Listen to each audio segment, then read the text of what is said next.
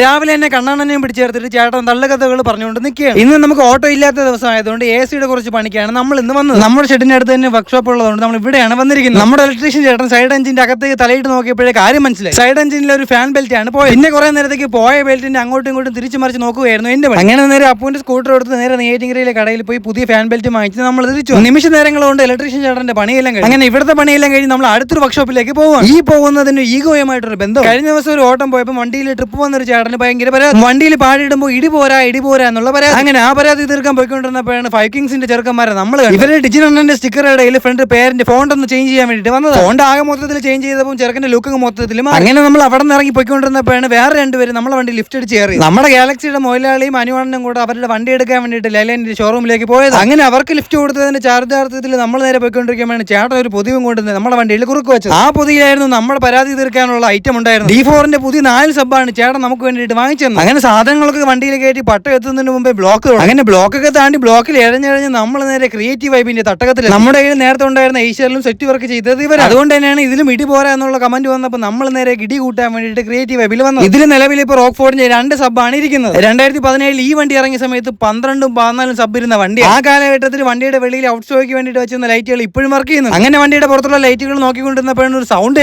ചെന്ന് നോക്കിയപ്പോഴും വേങ്കമല അമ്മയുടെ ചെറിയ വണ്ടിയിലുള്ള വോക്കൽ ഷോ ആണ് നടന്നുകൊണ്ട്. വീഡിയോ എടുക്കുന്നത് കണ്ടപ്പോൾ ഇങ്ങനെ മിഴിച്ചു നിൽക്കുന്നതാണ് ക്രിയേറ്റീവ് വൈബിന്റെ മുതലാളിയായ സച്ചു. ക്രിയേറ്റീവ് വൈബിന്റെ സാമ്പിൾ വെടിക്കേട്ടാണ് വേങ്കമല അമ്മ എന്ന വണ്ടി. ഈ വണ്ടിയുടെ വോക്കലായാലും ഈ വണ്ടിയിലെ ഇന്റീരിയർ വർക്കായാലും എന്റെ പുണ്യം അതെല്ലാം വേറെ ലെവൽ വർക്ക്. അങ്ങനെ ആ വണ്ടിയിൽ വർക്കെല്ലാം കഴിഞ്ഞപ്പോഴാണ് നമ്മുടെ വണ്ടിയുടെ പഞ്ച് ബോക്സിന്റെ കവറുമായിട്ട് സച്ചു പ്രോ. നമ്മുടെ വണ്ടി ഇനി നാളെ കിട്ടുമെന്നുള്ളതുകൊണ്ട് നമ്മൾ തിരിച്ച് വീട്ടിലേക്ക് പോവുകയാണ്.